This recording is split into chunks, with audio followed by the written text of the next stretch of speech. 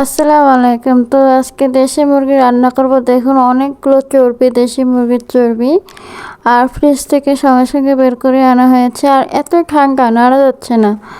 তো এটা কেটে ধুয়ে পরিষ্কার করে নিয়েছি। আর এরকম হলুদ, লবণ, গুঁড়ামরিচ সবগুলো একসঙ্গে মিক্সড করে মাখিয়ে নিয়েছি, যাতে করে একটু মুরগির মাংসের গায়ে একটু লেগে থাকে। আর সরষের তেল দিয়েছি, দিয়ে লবণ দিয়ে মেখে নিয়ে একটু রেখে দিয়েছি, 5 মিনিট ম্যারিনেট করে রেখেছি। আর এদিকে খাঁটি সরষের তেল দিয়ে রান্না হবে, তাই একটু তেল গরম করে নিয়ে তেজপাতা, এলাচ, দারচিনি সবগুলো একটু এক এক করে দিয়ে দিচ্ছি, যাতে করে একটু সেন্ট বের হয় রান্না করার সময়। তো আপনারা চাইলে এভাবে রান্না করতে পারেন, আপনাদের মতো করে রান্না করতে পারেন। কারণ এভাবে রান্না করতে কিন্তু বেশ ভালো লাগে, খেতেও ভালো লাগে। তো চলুন, কে কোথা থেকে আমার নতুন ভিডিওকে দেখতেছেন কমেন্ট বক্সে জানাবেন। আর আমার ভিডিওকে ভালো লাগলে অবশ্যই লাইক, কমেন্ট, শেয়ার করবেন, পাশে থাকবেন। এটা কিন্তু সবচেয়ে দেশি মোরগ ছিল আর কি, আমার খালামণি পাঠিয়ে দিয়েছে। আমার খালামণি আমাদের খাওয়ার জন্য রেখে দিয়েছিল। তো এই তো পেঁয়াজ কুচি করে কেটে রেখেছিল আম্মু। আর পেঁয়াজ কুচি করে কেটে রাখলে ভালো হয়। তো রান্না করার আগে তো পেঁয়াজ টমেটো দিয়ে রান্না করব লাল লাল করে। তাই একটা আস্ত টমেটো নিয়েছি আর এরকম করে কেটে নিয়েছি। আপনারা চাইলে ব্লেন্ডার করেও কিন্তু রান্না করা যায়, কিন্তু এভাবে রান্না করলে কিন্তু খুব ভালো লাগে। তারপরে শুকনো মরিচ বাটা দিচ্ছি, আর সবগুলো এক এক করে পরিমাণ মতো দিয়ে দিচ্ছি সব কিছু মশলা।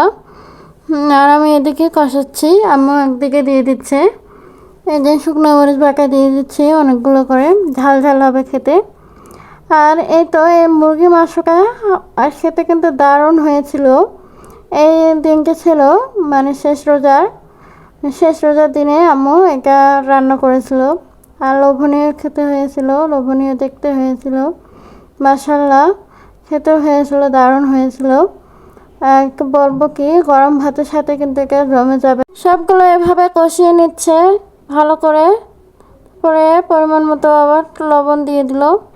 একটু লবণ একটু না দিলে একটু গলে একটু কষানোটা ভালো লাগবে না, তাই একটু লবণ দিয়ে দিল। পরিমাণ মতো হলুদ, যা যা লাগে সব কিছু দিয়ে দিচ্ছে আম্মু সুন্দর করে। এভাবে কষিয়ে নিয়ে এখন ভালো করে কষিয়ে নিচ্ছে। কষিয়ে নিলে ভালো লাগবে না। মুরগির মাংসটা অনেক অনেক মানে দেশি মুরগির মাংস সিদ্ধ হচ্ছিল না, তাই আম্মু একটু দেরি একটু প্রেসার কুকারে আবার সেঁকে নিয়ে নিচ্ছে, তারপরে আবার রান্না করছে। খুব সমস্যা হয়েছিল রান্না করার সময়, আমরা তো বুঝতেই পারিনি, নাহলে তো আগে প্রেসার কুকারে দিয়ে দিতাম। তো আমরা তো দেশি মুরগির মাংস এভাবে সিদ্ধ হবে না তা বুঝতেই পারিনি সত্যি। তো এভাবে কষিয়ে নিচ্ছে সবগুলো। আর এখন মাংসটা দিয়ে দিচ্ছে। মুরগির মাংস যেভাবে রান্না করেন না কেন, একটু সামান্য চিনি দিবেন, কালারটা আসবে। চিনি দিয়ে কালারটা আসবে, টমেটো দিলেও কালারটা আসবে। আর মশলা কালার জন্য ভালো হয়, সেদিকে একটু খেয়াল রাখবেন, তাহলে আপনার সব রান্নায় কিন্তু ভালো হবে। এভাবে প্রতিটা রান্নায় করলে ভালো হয়। মাছ হোক, মাংস হোক, পরিমাণ অনুযায়ী মশলা বা মশলার কালার, মশলার সেন্ট যেন ভালো হয়, তাহলে রান্না খুব ভালো হবে। তো এভাবে রান্না করি আমরা। তো দেখুন, মুরগি মাংস যেরকম করে রান্না করে সেরকম করে আমরা করার চেষ্টা করি। আর আম্মুর হাতের রান্না তো বলার কথা নয়, না একদম বলার বাইরে, একদম খেতে অনেক অসাধারণ হয়। খেতে এরকম করে লাল লাল করে রান্না করে খুবই ভালো লাগে। যে কেউ আসলে আম্মু যখন তাড়াহুড়ো করে এরকম করে সাদামাটাভাবে মুরগির মাংস রান্না করে দেয়, তখন আঙুল চেকে পুকে খেয়ে বলে যে হ্যাঁ, অনেক অসাধারণ হয়েছিল খাবারটা, রান্নাটা খুব ভালো ছিল। মুরগির মাংস খেতে তো খুব ভালো লাগে। মুরগির মাংস, পাতলা ডাল হোক আর আলু ভর্তা হোক, এগুলো রান্না হয়ে থাকে প্রায় বাসায়। তাই এভাবে আমাদের খাওয়ার জন্য আম্মু দেশি মুরগি রান্না করলো সেদিনে। মানে দেশি মুরগির মাংস আর সাথে 2টো ডিম সিদ্ধ দিয়েছিলাম, খুবই ভালো লেগেছিল খেতে। তো এই তো এখন আমি মাঝখানে একটা 2টো ডিম সিদ্ধ দিয়ে দিয়েছিলাম, আম্মুর জন্য একটা, আমার জন্য একটা, ভেজে নিয়েছি।